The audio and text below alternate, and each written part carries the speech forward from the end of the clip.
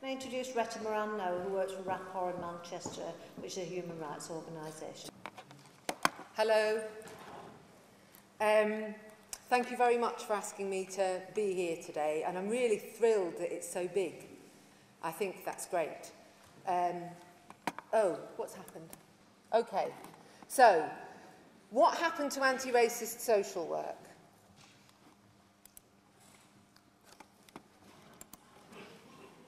You're going to laugh when you see the next slide now. It is alive and kicking. During the course of the last 10 years, I've had the opportunity to meet a lot of people who are social work practitioners and a lot of people who are social work students and a lot of people who are academics in social work. I'm none of those things. But I know from what I've seen over the years that people have been struggling to keep the anti-racist ethos that underpinned where they came into the field, or people have come into it and they are struggling to keep it moving forward.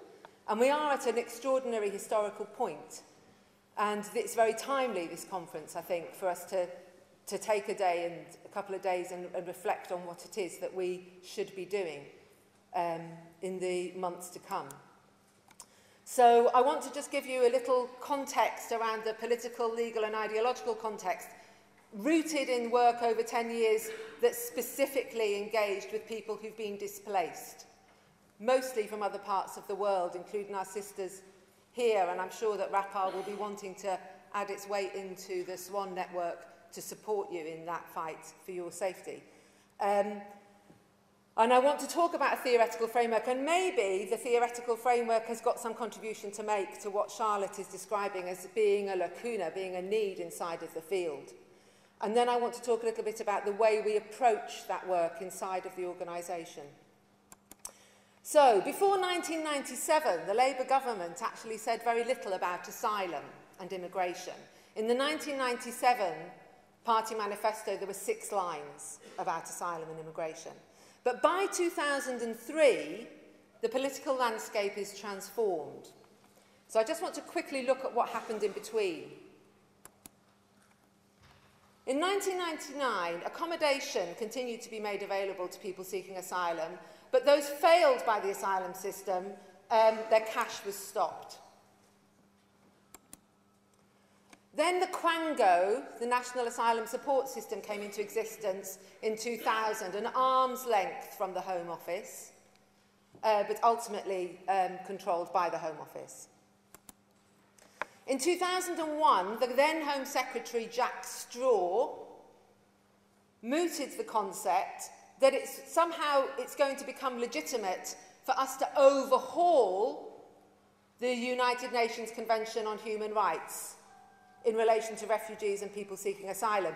And remember why that convention came into existence. It came into existence because of the horror of the reality of what human beings can do through the concentration camps, that what became evident to us through the concentration camps. That's why that convention was felt to be needed to be written. But Jack Straw wants to overhaul it.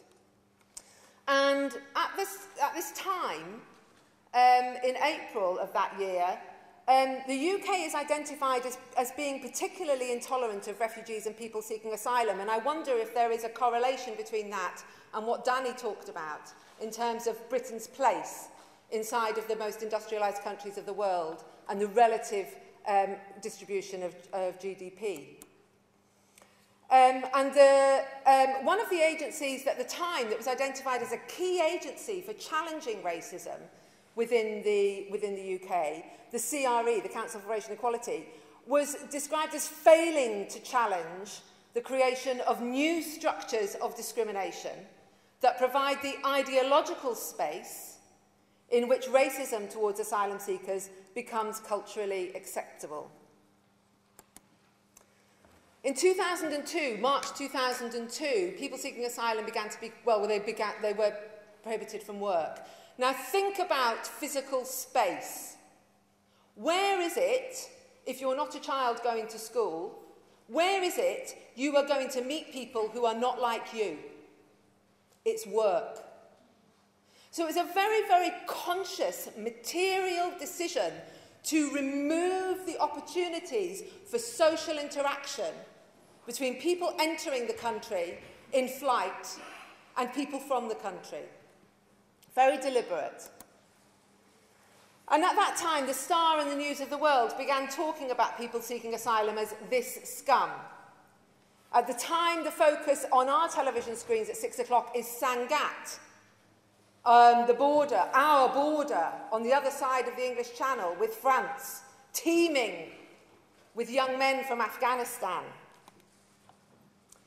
But if you look back, and there's an interesting book, Dean's 2011, before that media campaign, despite the marked increase in the numbers of people claiming asylum, people who were putting the issue of immigration as their main concern was in single figures.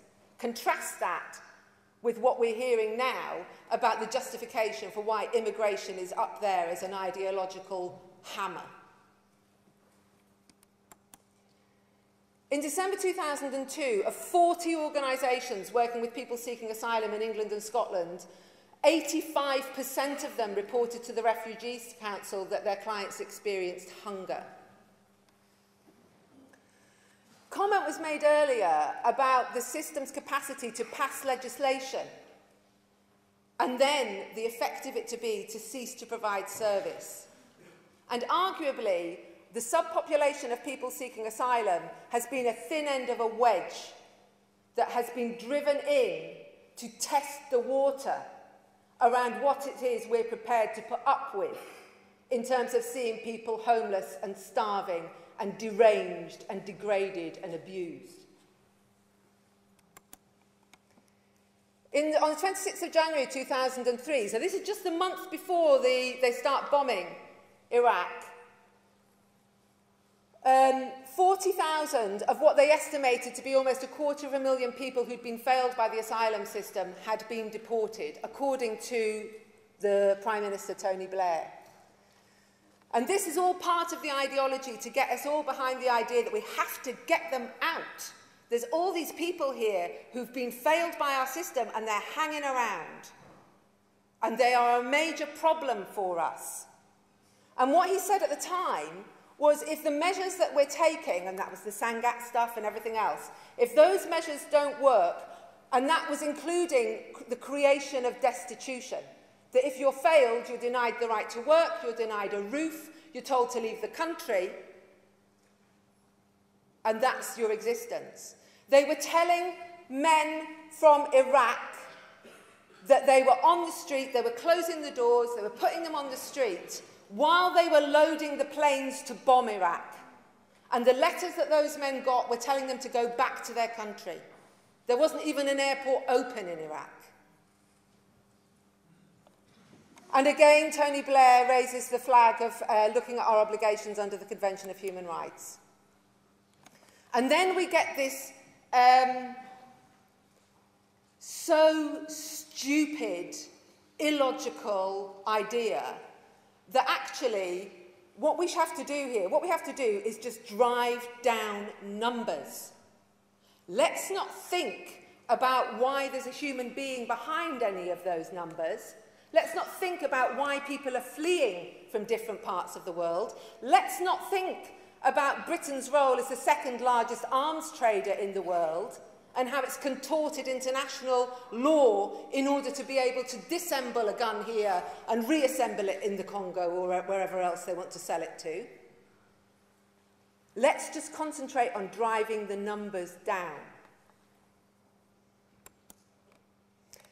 In 2003, in the parliamentary world, the Joint Committee on Human Rights criticised the government. They said that they believed it was absurd to refuse leave to remain to people who, for whatever reason, cannot be removed.